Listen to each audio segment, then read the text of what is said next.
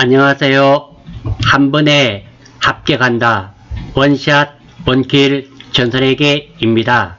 이번 강의는 FAT 2급 기출문제 42의 1강으로서 이론 강의를 진행할 수 있도록 하겠습니다. 문제 1번입니다. 1번 이론 문제 풀기 전에 이론 문제를 풀이하실 때는 실기 화면의 계정 과목 및 주교 등록을 실행시켜 두고 풀이하실 수 있도록 하십시오. 문제를 풀다가 계정 과목에 관련된 모르는 것들이 나타나면 계정 과목 및 주교 등록이죠. 여기에 보시면 계정 과목 및 주교 등록입니다. 여기에서 찾아보시고 문제를 해결하시면 아주 쉽게 해결할 수 있는 문제가 두세 문제 정도는 있습니다. 자, 1번부터 살펴보겠습니다. 다음 중 재무 상태표에 대한 설명으로 옳지 않은 것은 틀린 것을 찾는 문제가 되겠네요. 자, 먼저 우리가 재무제표의 구성에 대해서 살펴보아야 되는데요. 재무제표는 5가지가 있습니다. 재무상태표, 손익계산서, 자본변동표, 현금 흐름표, 주석, 이렇게 5가지가 있는데요. 재무상태표에서 가장 핵심적인 것은 일정 시점입니다. 주로 결산일이 되는데요. 있어 기업의 재무 상태를 나타내기 위한 재무상태 보고서로서 재무상태표에 나타나는 것은 차변의 자산, 대변의 부채와 자본이 나타납니다. 손익계산서는 2가지 말이 포인트인데요. 일정 기간입니다. 주로 1월 1일부터 12월 31일까지가 되고요. 경영 성과를 나타내는 경영 성과 보고서로서 차변에는 비용, 대변에는 수익이 나타나게 됩니다. 자본 변동표는 말 그대로 자본의 변동을 표시하는 보고서가 되고요. 현금 흐름표는 현금의 유입과 유출을 나타내는 보고서가 되며 주석은 재무제표의 계정 과목 중 중요한 항목을 구체적으로 설명하는 부속 명세서가 됩니다. 두 번째입니다. 다음 각 사항을 재무제표의 명칭과 함께 기재하여야 합니다. 즉 재무상태표를 표시할 때는 먼저 재무상태표라고 표시하고 회사 이름이 나타나야 되며 다음 보고기간 종료일 또는 회계기간인데요. 보고기간 종료일은 재무상태표는 일정 시점이니까 보고기간 종료일이 나타나야 되며 손익계산서는 일정 기간이잖아요. 그러니까 일정 기간 회계기간이 나타나야 됩니다. 그리고 보고 통화와 금액 단위가 나타나야 됩니다. 이 부분도 가끔 출제되는 부분이오니 꼭 좀 익혀주시고요. 별이 5개입니다. 정말 중요한 내용이오니 꼭 좀 익혀주시기를 바라고 문제 1번 보겠습니다. 틀린 것 찾는 거네요. 결산일 현재 12월 31일을 의미하죠. 조달된 자금의 원천에 대한 정보를 제공합니다. 예, 맞습니다. 두 번째, 결산일 현재 일정 시점이 되겠죠. 12월 31일 조달된 자금의 사용 내역에 대한 정보를 제공합니다. 세 번째, 결산일 현재 12월 31일 자산, 부채, 자본. 예, 맞습니다. 재무상태표에는 차변에는 자산, 대변에는 부채와 자본이 나타나고요. 매출액에 대한 정보를 제공한다. 정답은 3번이 되겠습니다. 3번이 틀린 이유는 매출액은 수익으로서 손익계산서에 나타납니다. 다시 한 번 더, 매출액은 수익입니다. 수익은 손익계산서에 나타나요. 그래서 이 부분만 없었더라면 맞았을 텐데 매출액 때문에 틀렸습니다. 따라서 정답은 3번이 되며 4번 재무상태표 계정 과목의 전기말 잔액과 단기초 잔액은 동일하다. 당연히 동일할 수밖에 없습니다. 작년의 내용이 다음 연도 초기에 2월 되기 때문입니다. 따라서 전년도 작년에 있는 내용과 단기초 내용은 같을 수밖에 없다. 이렇게 정리할 수 있습니다. 따라서 1번의 정답은 3번이 되겠습니다. 자, 2번입니다. 다음 중 회계상 거래에 해당하는 것을 모두 고르시오. 회계상 거래에 관련된 거네요. 자, 회계상 거래라 하면 기업의 자산, 부채, 자본의 증감에 증가와 감소를 합친 말입니다. 증감, 영향을 미치는 경제적인 사건 또는 비용이나 수익이 발생하는 사건입니다. 즉, 회계상의 거래가 되려면 자산, 부채, 자본이 증가 또는 감소되거나 또는 비용이나 수익이 발생하면 회계상의 거래가 됩니다. 그리고 회계상의 거래가 되지 않는 예시입니다.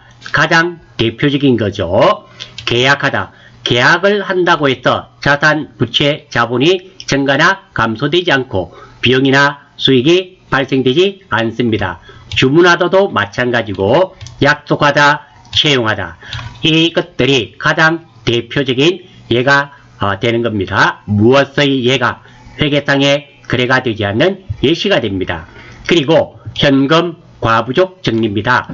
현금은 남차 부대. 그러니까 현금이 남으면 차변에 현금을 적고 현금이 부족하면 현금을 대변에 적는 겁니다. 돈이 남는 경우입니다.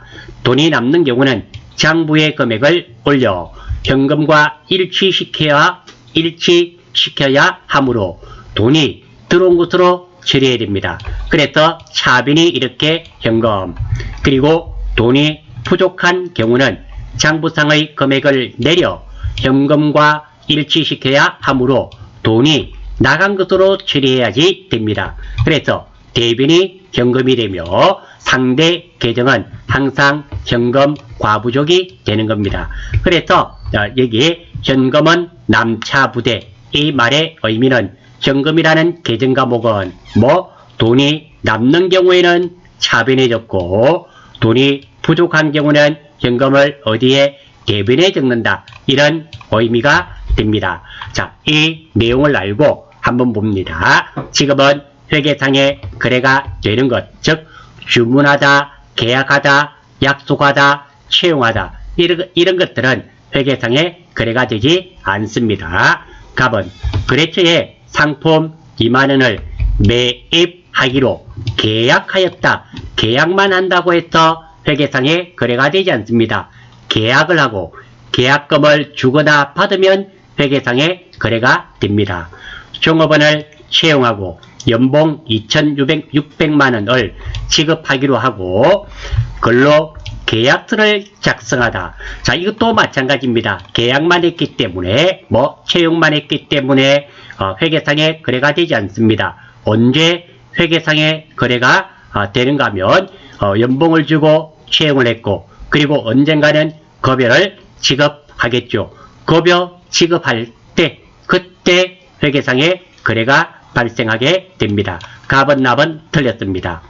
부루 이웃돕기 성금으로 현금 100만원을 기부하였다. 차변이 기부금, 대변이 현금 되겠죠. 예, 맞습니다. 4번 현금의 시제액이란 말은 회사의 돈을 헤아려 보았더니 그러니까 현금의 시제액이란 의미는 회사의 현금을 헤아려 보았더니 조사한 결과 현금 만원이 장부 금액보다 부족했네요. 현금이 부족한 경우네요. 현금은 남차 부대. 부족하니까 현금을 어디에? 대변이 현금 만원. 차변은 항상 현금 과부족이 되겠죠. 예, 맞습니다. 따라서 다번과 라번은 회계상의 거래가 됩니다. 정답은 2번이 될 수밖에 없습니다. 3번입니다. 다음 자료를 토대로 매출 원가를 계산하면 총 매출액부터 매출 환입, 기말 재고액까지 있네요. 자, 이 자료를 제가 아래쪽에 적어 두었습니다. 이 문제 포인트는 매출 원가를 계산하는 것인데요. 자, 먼저 여기에 보니까 매출 환입이라고 있습니다. 이 내용들부터 먼저 알고 문제를 풀이할 수 있도록 하겠습니다. 매출 환입, 이 단어는 매출이라는 단어와 환입이라는 단어가 합쳐진 겁니다. 매출, 재고자산을 팔았고 환입, 되돌려 받는 것을 의미합니다. 따라서 매출액 중 일부 또는 전부를 돌려받은 금액을 의미하게 됩니다. 즉, 예를 든다면 내가 상품을 100만원어치 팔았습니다. 그런데 30만원치를 되돌려 받았어요. 그러면 내가 실제로 판 금액은 얼마가 될까요? 100만원 팔았는데 30만원 되돌려 받았으니까 70만원치를 파는 게 되겠죠. 매출한 게 됩니다. 즉, 매출 환입은 매출액에서 차감 빼야 된다는 의미가 됩니다. 두 번째로 매입 애누리입니다. 애누리는 하자가 있어서 깎아준 것입니다. 매입이니까 내가 구입을 했는데 하자가 있어서 깎아준 거겠죠. 매입액 중 일부에 하자가 있어서 할인받은 금액이 되며, 예를 들어 보겠습니다. 내가 상품을 1000만원치를 구입을 했습니다. 그런데 이 중에 50만원치가 하자가 있었습니다. 그러면 연락을 하게 되면 50만원을 빼주겠죠? 빼줍니다. 이렇게 하자가 있어서 깎은 금액을 매입 애누리라며, 이 매입 애누리는 매입액에서 빼야 되는, 차감해야 되는 항목입니다. 그리고 매입 할인입니다. 매입 재고자산을 구입했고 할인 깎아주는데, 이 할인은 약속에 의해서 깎아주는 겁니다. 주로 외상 매입금이든 외상 매출금을 빨리 갚아줌으로써 깎아주는 것을 의미하게 됩니다. 매입액 중 빨리 갚아줌으로 할인받은 금액입니다. 예를 들어서 내가 상품을 1000만원치를 구입했는데 구입하면서 6개월 뒤에 돈을 갚아주기로 했습니다.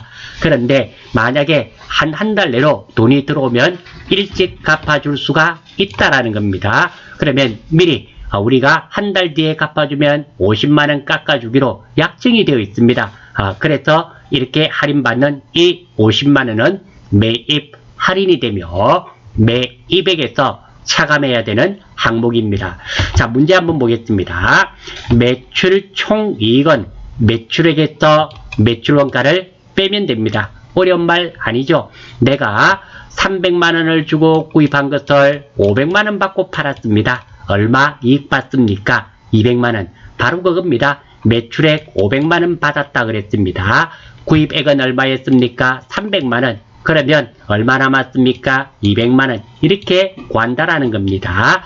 자, 나와 있네요. 먼저 매출 총이익은 얼마입니까? 매출 총이익은 40만원 나와 있습니다. 그대로 적었습니다. 다음 매출액입니다. 총 매출액은 300만원인데요. 팔았다가 되돌려 받은 금액이 7만원이 있었습니다. 300만원에서 매출 환입 돌려받은 금액은 매출액에서 빼야 된다 하지 않았습니까? 뺐더니 얼마를 팔았습니까? 293만원입니다. 그러면 이 매출원가는 얼마가 되어야 40만원이 이익이 생기겠습니까? 530만원이 되어야지만 40만원이 될 수밖에 없죠. 그래서 정답은 253만원이 정답이 됩니다. 아래쪽에 공식들도 나와 있는데요. 우리가 FAT 2급 응시하시면서 이 공식들 정도는 반드시 외우고 계셔야지만 계산하는 문제를 맞추실 수가 있습니다. 따라서 이 문제의 정답은 3번 253만원이 될 수밖에 없습니다. 4번 다음의 재무 상태표 관련 대화 중 잘못된 내용을 말하는 사람은, 자, 일단 우리가 재무 상태표에 관련된 건데요. 한번 살펴보겠습니다. 자, 재무 상태표 작성 원칙이 있습니다. 구분 통합 표시의 원칙, 총액 표시의 원칙, 1년 및 정상적인 영업 주기의 기준, 유동성 배일의 원칙, 잉여금 구분의 원칙, 미결산 항목의 표시 금지 원칙입니다. 먼저 구분 통합 표시의 원칙입니다. 자산 부채 자본 중 중요한 항목은 별도의 항목으로 구분하여 표시하게 되어 있고요. 총액 표시의 원칙입니다. 자산과 부채는 원칙적으로 상계하여 표시하지 않고 총액으로 기재하게 되어 있습니다. 유동성 배열의 원칙이 있는데요. 자산과 부채는 현금성이 빠른 순서대로 배열하게 되어 있습니다. 그래서 우리 자산에서 당좌, 재고, 투자, 유형, 무형, 기타 비유동자산으로 순서로 나타나게 되어 있죠. 그리고 미결산 항목 표시 금지의 원칙입니다. 가지급금, 가수금 등 미결산 항목은 적절한 계정 과목을 대체하여 재무제표에 표시한다. 즉 임시 계정은 결산일에 정리해야 된다. 이런 말입니다. 우리 현금 과부족, 외차비 잡손실로 대체하는 거 있죠. 그리고 기업주가 개인적으로 꺼내간 돈, 인출금, 이 인출금은 기말에 자본금으로 대체가 되어야 되는 이런 결산 문제들이 나오고 있습니다. 자, 이 내용을 알고 1번부터 한번 보겠습니다. 1번, 자산과 부채는 1년 기준 또는 정상적인 영업주기 기준으로 유동과 비유동으로 분류합니다. 예, 1번 맞죠? 결산일로부터 1년 이내는 유동, 결산일로부터 1년 이후는 비유동이 됩니다. 자산과 부채는 유동성이 큰 항목부터 배열하는 것이 원칙입니다. 그렇죠? 유동성 배열의 원칙입니다. 자산과 부채는 원칙적으로 상계하지 않는다 그랬죠? 순액이 아니라 총액으로 표시하게 되어 있습니다. 따라서 정답은 3번 태식이가 틀렸네요. 4번 자본은 자본금, 자본잉여금, 자본조정, 기타 포괄손익 누계액 및 이익잉여금으로 구분합니다. 이 자본 항목을 잘 모르실 때는 우리가 계정과목 및 적용등록 있었죠? 자본을 눌러보겠습니다. 여기에 보시면 자본이라고 있죠? 눌러주시면 여기에 나와 있습니다. 자본금, 자본잉여금, 이익잉여금, 자본조정, 기타 포괄 손익 누계액 이렇게 나와 있습니다.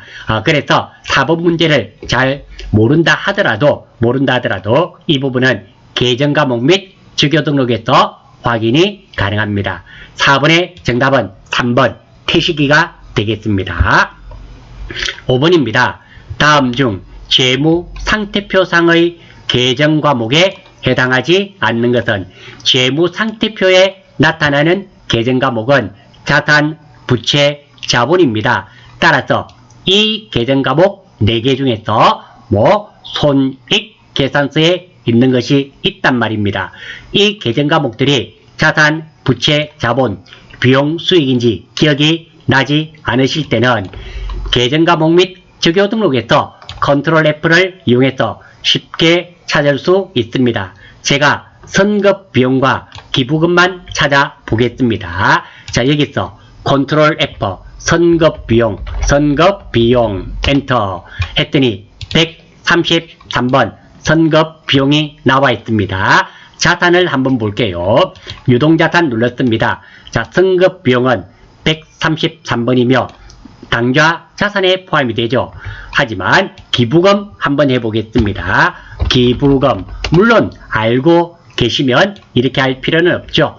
933번 영업 외 비용이죠. 그래서 판매비와 관리비 아래쪽에 있는 기타 있죠. 기타 눌러보시면 되겠습니다. 눌러주시고 자, 여기에 보시면 영업 외 비용이 931번부터 960번까지며 933번이니까 기부금은 영업 외 비용임을 알 수 있습니다. 이렇게 충분히 쉽게 찾을 수가 있습니다. 정답은 4번이 될 수밖에 없습니다. 6번입니다. 다음 자료를 토대로 영업이익을 계산하면 얼마인가? 도소매업을 가정한다. 자료가 나와 있네요. 이 자료를 참고로 해서 한번 보겠습니다. 출발 한번 해볼게요. 자, 먼저 반드시 익혀야 하는 공식이 있습니다. 단기 순이익 또는 단기 순손실은 총수익에서 총비용을 빼야 되고요.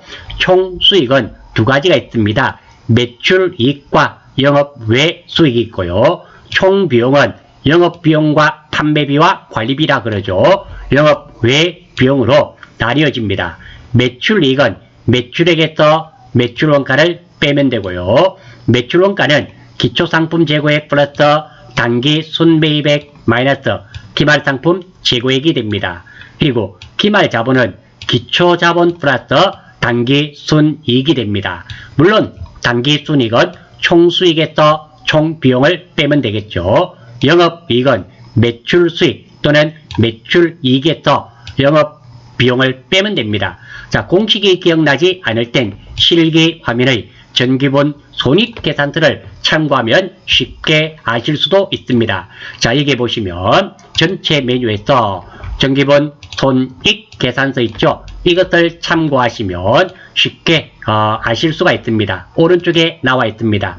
매출액에서 매출원가를 빼면 매출 총이익이 되고요. 매출이익에서 판매비와 관리비를 빼면 영업이익이 됩니다.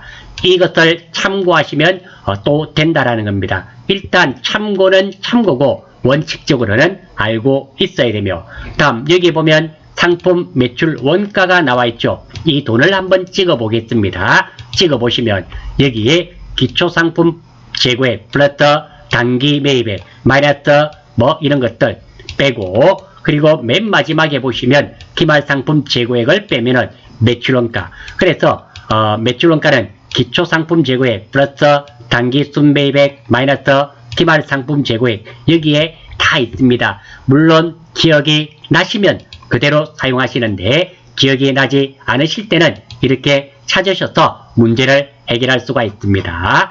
자, 그래서 영업이익 계산하는 겁니다. 영업이익. 자, 이것은 자료입니다. 기존에 주어졌던 자료고요. 먼저 영업이익을 계산하기 위해서는 매출이익에서 영업비용을 빼야 됩니다. 매출이익은 매출액에서 매출원가를 빼는 거죠. 매출액이 80만원입니다. 80만원 마이너스 매출원가가 50만원이네요. 빼면은 매출 총이익은 30만원입니다. 매출 총이익 30만원 구했고요. 다음 두 번째입니다. 매출 총이익 30만원에서 판매비와 관리비를 빼면 됩니다. 급여 801번 판매비와 관리비죠. 그리고 차량 유지비 판매비와 관리비입니다. 이 두 개가 5만원이네요. 기부금 영업외비용입니다. 이자 비용도 영업외 비용입니다. 선생님, 왜요? 선생님은 이자 비용이 영업외 비용인지 알고 있는데요. 저는 몰라요. 차량 유지비가 판매비와 관리비인지 모릅니다. 어떻게 하면 되나요? 예, 그런 분을 위해서 계정과목 및 주교 등록이라는 좋은 제도가 있습니다. 판매비와 관리비는 800번대입니다. 컨트롤 F, 차량 유지비 엔터. 우리는 500번대 600번대는 사용하지 않습니다. 그랬더니 여기 한번 보십시오. 차량 유지비 800번대죠. 판매비와 관리비가 맞단 말입니다. 이자 비용. 자, 이자 비용은 몇백 번대입니까? 931번 영업외 비용이죠. 이렇게 찾으시면 된다라는 말입니다. 그래서 여기에 보시면 제가 계정 과목이 판매비와 관리비인지 영업외 비용인지 기억나지 않으실 때는 계정 과목 및 주교 등록에서 컨트롤 F를 이용하시면 이것들이 영업 비용인지 영업외 비용인지 쉽게 아실 수가 있습니다. 따라서 지금 영업 비용은 5만원, 그러면 영업 이익은 25만원이 될 수밖에 없네요. 그러면 정답은 4번이 되겠습니다. 자, 이 문제도 조금 난이도가 있는 그런 문제가 되겠네요. 7번입니다. 다음에 해당하는 거래의 판료수를 올바르게 한 것은 항공상사는 세무상사에 상품을 매출하고 상품 대금 100만원을 보통 예금으로 받았다. 자, 일단 우리가 거래 판료소에 대해서 살펴보아야 되겠습니다. 자, 재무상태표에 차변에는 자산, 대변에는 부채와 자본입니다. 그리고 손익계산서의 차변에는 비용, 대변에는 수익입니다. 그래서 자기 자리에 자기 계정이 적히면 증가되고 반대편에 적히면 감소하게 됩니다. 그래서 차변에 자산 자리입니다. 자산 계정이 차변에 적히면 자산이 증가되고 반대편에 적히면 자산이 감소됩니다. 부채 자리는 대변입니다. 그래서 외상매입금 등 부채가 대변에 적히면 부채가 증가되는 것이며 외상매입금 등이 차변에 적히면 부채가 감소되는 겁니다. 이것이 왼쪽에 4개, 오른쪽에 4가지 항목이 있습니다. 그래서 이 총 합하면 8개죠. 이 8개를 거래의 판료소라 합니다. 두 번째입니다. 사실 차변, 대변, 자리 잡는 것은 이 거래의 판료소에 의해서 차변과 대변이 자리가 잡히게 된다라는 겁니다. 아울러서 손익계산서에 비용은 증가되었다, 감소되었다 이런 표현을 쓰지 않습니다. 비용과 수익은 발생되었다, 그리고 소멸되었다, 없어졌다는 소멸되었다, 비용이 발생되었다, 비용이 소멸되었다 이런 표현을 씁니다. 수익도 마찬가지로 수익이 발생하였다, 소멸되었다 이런 표현을 쓰게 됩니다. 자, 거래 내용 간단한 거래 내용은 상품 매출하고 돈 받은 내용입니다. 구체적으로 상품 100만원을 매출하고 보통 예금으로 받은 내용입니다.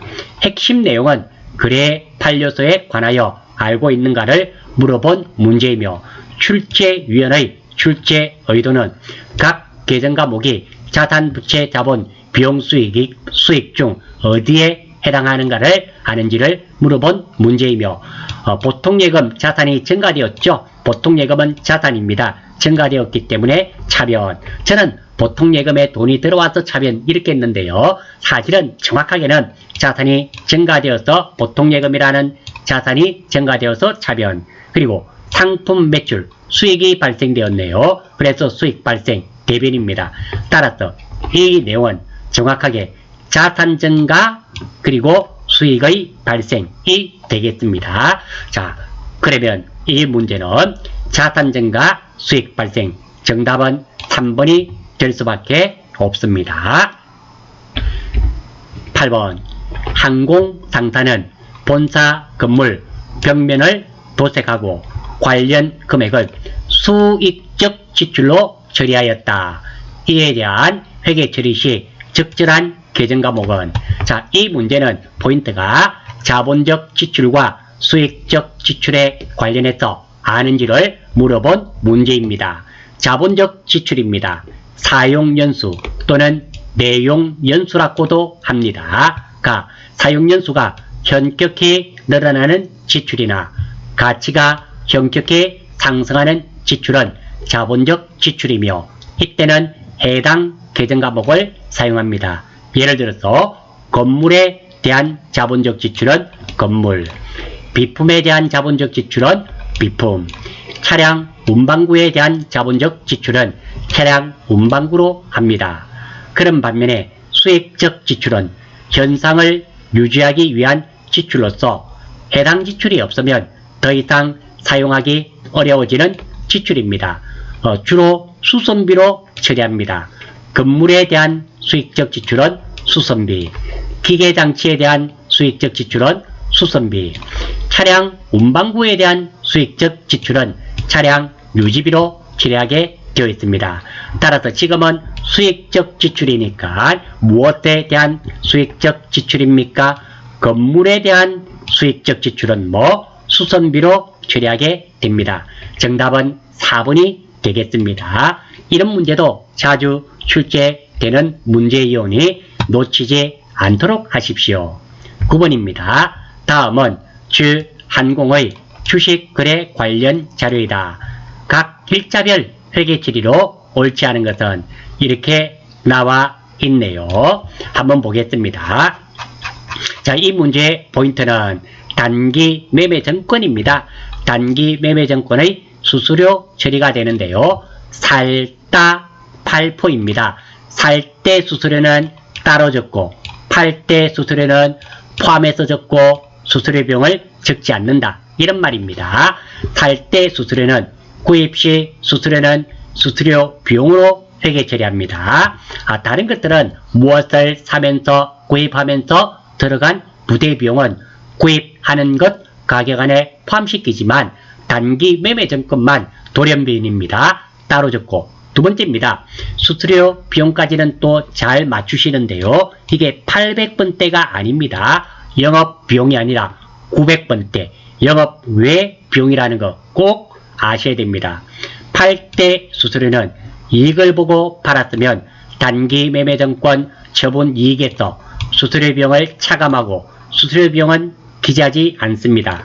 손해를 보고 팔았으면 단기 매매 정권 처분 손실에 수수료 비용을 가산 더하고 수수료 비용은 기재하지 않는다라는 거. 그래서 살 때 수수료는 따로 적고 팔 때 수수료는 포함해서 적고 수수료 비용은 기재하지 않는다입니다.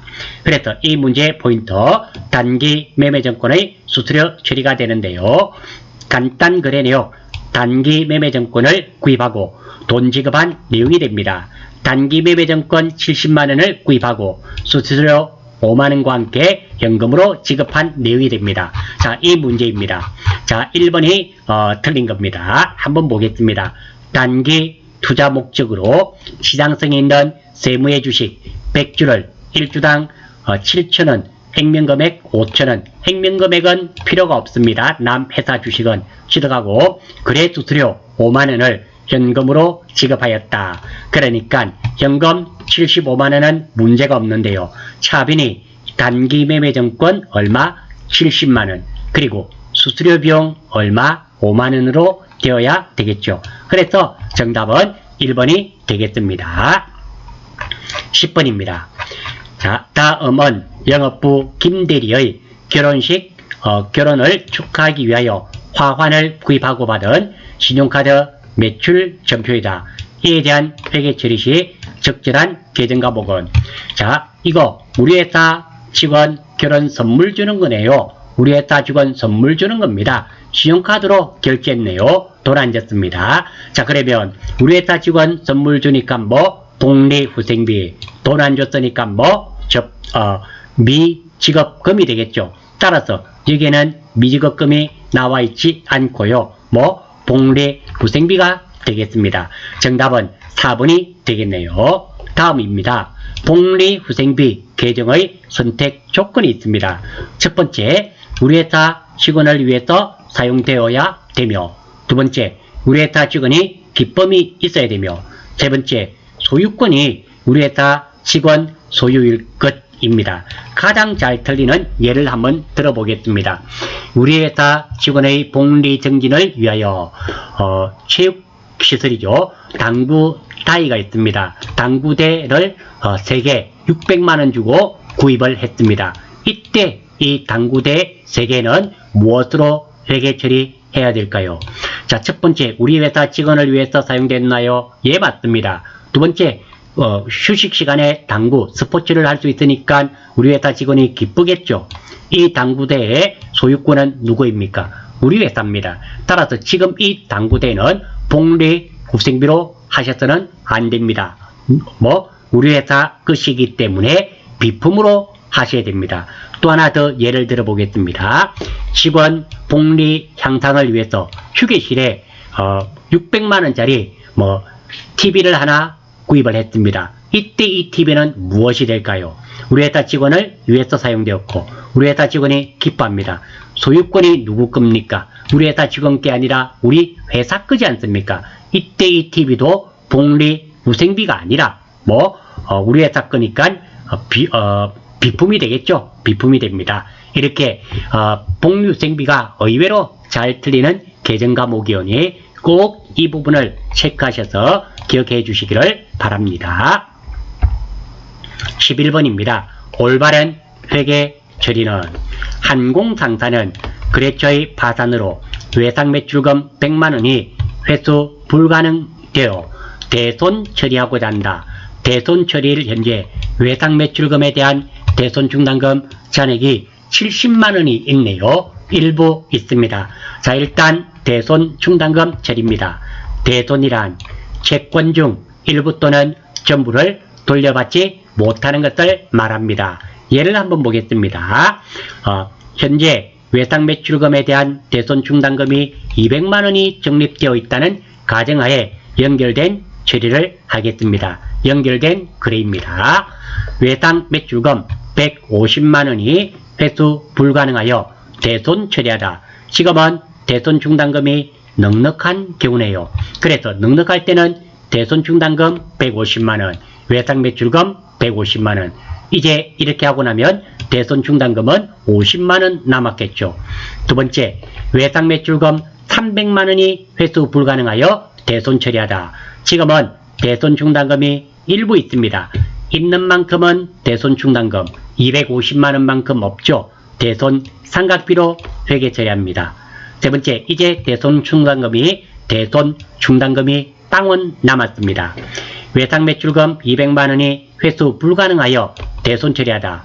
대손 충당금이 아예 없는 경우는 대손 상각비로 회계 처리하게 되어 있다는 거 기억해 주시고요. 두 번째입니다. 여기까지는 반드시 아셔야 되고, 대손 충당금 처리 두 번째입니다.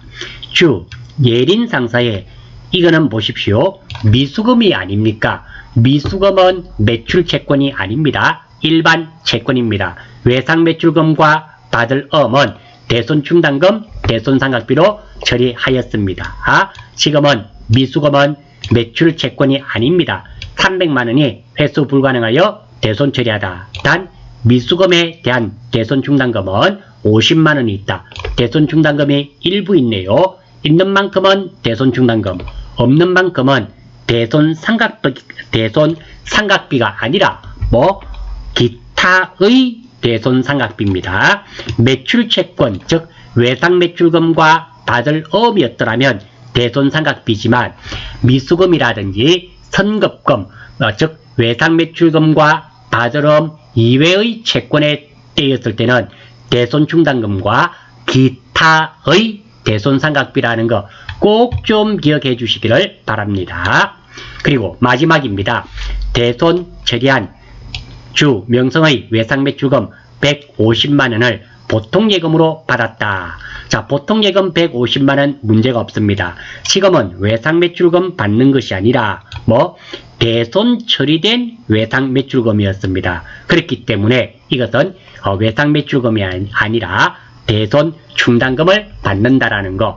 이 문제가 나오면 많은 학생들이 틀립니다. 차변은 틀리는 경우가 없는데요. 대변을 외상매출금으로 해서 많이 틀립니다. 놓치지 않도록 하시고 밑줄 쫙 꺼주시고 별 땡땡땡 여러 개 박아주십시오.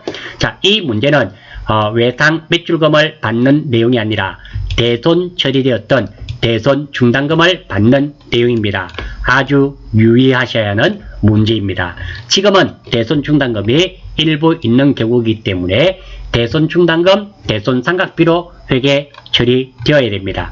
따라서 차변이 대손 충당금 있는 만큼 70만원, 없는 만큼은 대손 상각비가 되어야 되기 때문에 정답은 4번이 될 수밖에 없습니다. 12번. 다음 글에서 발생할 수 있는 계정 과목은 기계장치 100만원에 구입하고 40만원은 현금으로 지급하고 나머지 70만원이네요. 3개월 후에 결제하기로 하였다. 돈 안 줬단 말이죠. 자, 간단한 거래 내용은 기계장치 구입하고 돈 지급한 내용입니다. 기계장치 100만원에 구입하고 40만원은 현금으로 지급하고 60만원은 지급하지 못한 내용입니다. 핵심 내용입니다. 재고자탄을 구입하고 돈을 지급하지 못한 경우는 외상매입금, 재고자탄 이외의 것들 구입하고 돈을 못 지급한 경우는 미지급금. 지금은 미지급금이 되어야 되겠죠. 왜? 기계장치는 재고자산 상품이 아니니까요. 그리고 일반 상거래에서 계약금을 먼저 지급하면 선급금, 일반 상거래에서 계약금을 먼저 받으면 선수금입니다. 출제위원의 출제 의도는 외상 매입금과 미지급금 구분이 가능한가? 기계장치 100만원 샀으니까 별 문제 없고요. 현금 40만원 별 문제 없고요. 미지급금 60만원 별 문제 없습니다. 팀 짜고 현금이라는 자산이 줄어들었죠. 대변 이렇게 되겠네요. 선수금. 자, 지금 한번 볼까요? 문제에서는 발생할 수 있는 계정 과목은 이것들 중에 하나죠. 어떤 거? 기계장치, 현금, 미지급금. 지금은 미지급금이 되겠네요. 정답은 2번이 되겠습니다. 뭐 크게 어려운 내용은 아니네요. 13번. 다음 자료를 토대로 재무상태표에 계상될, 재무상태표에 계상될이란 말은 기록될 현금성 자산을 계산하면 얼마인가? 이런 내용이 나와 있습니다. 자, 이 내용은 현금 및 현금성 자산에 대한 문제고요. 현금 및 현금성 자산이란 큰 거래 비용 없이 현금으로 전환이 용이하고, 전환이란 말은 바꾸기 용이하고 쉽고, 이자율 변동에 따른 위험이 경미한 금융 상품으로 취득 당시 만기가 3개월 90일 이내인 자산입니다. 해당 항목으로는 통화 돈, 통화 대용증권, 요구불 예금, 통화 주화 지폐 현금성 자산입니다. 현금이죠. 그 자체가. 통화 대용증권, 수표, 타임 발행 수표, 자기압 수표, 당좌 수표, 우편한, 그리고 만기가 도래한 공사채 이자표, 배당금 지급 통지표, 그리고 요구불 예금, 말 그대로입니다. 요구불, 요구하면 돈을 주는 예금입니다. 대표적인 게 당좌예금, 보통예금이 있고요. 이것들은 해당되는 것이고, 무엇에? 현금 및 현금성 자산에. 비해당 항목으로는 우표가 있습니다. 우표는 소모품 또는 소모품 비, 수입인지도 있죠. 우리가 운전 면허증 시험 칠 때 수입 정지 붙이죠. 그거는 세금과 공과로 처리한다는 거, 이 정도 알아주시고요. 자, 그러면 자, 현금 및 현금성 자산이죠. 장부상 현금이네요. 맞죠? 만원. 실제 현금 잔액은 9,500원. 이거는 해당이 되네요. 두 번째입니다. 당좌예금, 보통예금 해당되죠? 예, 맞습니다. 받을 어음은 매출 채권으로서 현금성 자산이 아닙니다. 따라서 이 두 개인데요. 자, 첫 번째가 문제네요. 현금, 장부상 잔액은 만원이지만 실제 현금은 얼마입니까? 9,500원입니다. 따라서 지금은 장부상에 필요한 것이 아니라 실제 가지고 있는 현금인 9,500원과 31,000원의 금액이 더해져야 됩니다.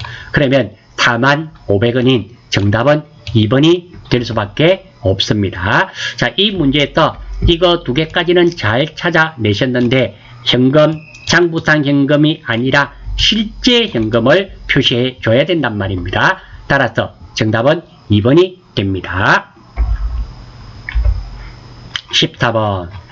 다음은 항공의 비품 취득 및 처분 관련 자료이다.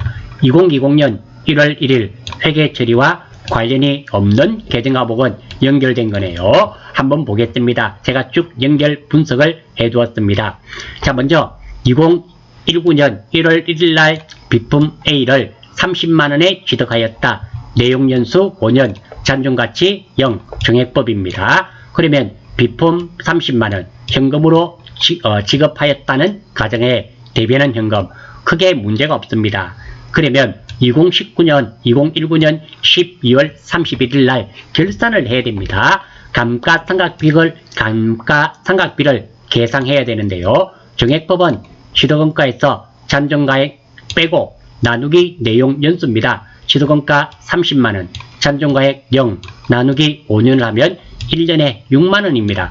따라서 차변은 감가상각비 6만원, 대변은 감가상각 누계액 6만원. 즉 장부가액은 취득가액에서 감가상각 누계액을 뺍니다. 이 결산을 하고 나면 장부가액은, 이 비품의 장부가액은 얼마가 된다? 224만원이 됩니다. 다음 2020년 1월 1일 날 판매를 하였네요. 사용하던 비품 20만원에 처분하고 대금은 1개월 후에 받기로 했다. 돈 못 받았습니다. 자, 이 부분 유형자산 처분하는 내용이 있네요. 유형자산 처분하는 내용인데 첫 번째, 팔려는 유형자산과 취득원가를 대변에 적습니다. 팔려는 유형자산은 비품, 취득원가는 얼마다? 30만원. 두 번째, 감가상각 누계액을 차변 끝에 적습니다. 감가상각 누계액을 차변 끝에 적습니다. 세 번째, 비품, 취득원가에서 감가상각 누계액을 빼서 이렇게 장부가액을 구합니다. 장부가액은 얼마? 24만원. 세 번째. 네 번째, 받는 돈 20만원 마이너스 24만원 플러스면 유형자산 처분이익 마이너스면 유형자산 처분손실. 지금은 20만원에서 24만원을 뺐더니 마이너스 4만원이네요. 그래서 유형자산 처분손실 4만원. 그리고 돈 받는 내용 20만원 못 받았죠? 미수금 20만원. 이렇게 되겠습니다. 자, 여기에서 나오지 않는 계정과목은 비품 나왔죠? 미수금 20만원 못 받았습니다. 유형자산 처분 손실이 나와야 되겠죠? 정답은 3번입니다. 4번 유형자산 처분 손실 나왔습니다. 예, 그래서 정답은 3번이 되겠습니다. 자, 마지막 문제 15번입니다. 다음 중 아래 항목과 관련한 결산 붕괴가 누락될 경우 손익 계산서에 미치는 영향으로 옳은 것은 보험료는 월할 계산할 것, 10월 1일 본사 건물 화재 보험에 가입하고 1년분 보험료 12만원을 전액 비용으로 처리하였다. 자, 이렇게 했는데 이게 결산 붕괴가 누락이 되었단 말입니다. 미치는 영향은, 자, 일단 연결된 거래입니다. 한번 보겠습니다. 당기 순이익은 총수익에서 총비용을 빼면 됩니다. 10월 1일부터 한번 보겠습니다. 10월 1일 보험료 지급했습니다. 얼마? 120만원. 뭘로 줬다? 현금으로 줬습니다. 별 문제 없죠. 결산을 해야 되겠네요. 10월 1일부터 오늘은 결산일이고 9월 30일입니다. 120만원 지급하였습니다. 나누기 12하면 한 달에 10만원이네요. 이것이 90만원. 이것은 30만원이죠. 석 달이니까. 자, 그러면 이 내용은 보험료 지급하는 내용입니다. 주는 내용입니다. 얼마 먼저 줬는지 못 줬는지 봅니다. 10월 1일 날은 9월 30일까지 이날은 120만원을 먼저 줬습니다. 하지만 오늘은 12월 31일이네요. 이만큼 먼저 줬죠. 이만큼은 얼마다? 90만원. 따라서 이 내용은 보험료 90만원을 먼저 준 내용입니다. 보험료는 계정과목이 보험료입니다. 자, 순서대로 이 칸부터, 이 칸은 주는 내용이면 비용, 받는 내용이면 수익입니다. 주는 내용이기 때문에 비용을 적었습니다. 두 번째 이 칸입니다. 먼저면 선, 못이면 민네요. 지금은 먼저죠. 그래서 선을 적었습니다. 다음 이 칸입니다. 이 칸. 주는 내용이면 급, 받는 내용이면 수. 지금은 주는 내용이죠. 그래서 마지막으로 이 계정과목이 자산이면 차변, 부채이면 대변에 적습니다. 선급 비용은 자산입니다. 그래서 선급 비용을 차변 90만원, 보험료를 어디에? 대변 90만원. 이렇게 되어야 됩니다. 12월 31일 날 이것이 이렇게 붕괴를 했어야 되는데 이것이 누락이 되었단 말입니다. 즉 다시 말해서, 자, 이 보험료가 비용이 소멸이 되어야 됩니다. 자, 지금은 이렇게 되어 있는데요. 비용이 발생되었고 이렇게 대변으로 옴으로써 보험료의 비용이 90만원이 줄어야 됩니다. 자, 줄어야 되는데 안 줄었습니다. 어떤 결과가 되는가 보겠습니다. 비용이 줄어야 되는데 비용이 줄게 되면 어떻습니까? 당기순이익은 올라가는데 이것이 안 줄었으니까 당기순이익이 안 늘어나겠죠. 즉 당기순이익이 과소되겠죠. 다시 한번 더. 자, 지금 이 내용대로 한다면 결산 정상적으로 하면 비용이 줄어들게요. 12월 31일 붕괴를 입력하면 비용이 줄어들고 당기순이익이 올라가게 되는 이런 결과입니다. 정상적으로 했을 때. 그런데 비용이 줄어야 되는데 안 줄었습니다. 그럼 비용이 증가되겠죠. 증가되겠고, 그러면 비용이 빼기가 증가되니까 당기순이익은 내려갈 수밖에 없죠. 돈은 얼마? 90만원입니다. 즉 당기순이익이 90만원 작게 계상되겠네요. 정답은 1번이며 사실 제가 볼 때는 15번 문제 아주 난이도가 있는 문제입니다. 두 가지입니다. 첫 번째는 이거 10월 1일날 붕괴가 가능해야 되며 두 번째로는 결산 붕괴가 가능해야 됩니다. 세 번째, 그 내용을 가지고 적용도 시킬 수 있어야 되기 때문에 15번 문제는 난이도가 상당히 있다라고 정의하겠습니다. 아마 15번이 이해가 되시고 또는 15번을 정확하게 맞추실 수 있는 분은 아마 FAT 2급 합격하시는데 전혀 지장이 없으리라는 생각이 듭니다. 자, 이름으로써 FAT 42회 이론 강의는 마치는 것으로 하겠습니다. 수고하셨습니다.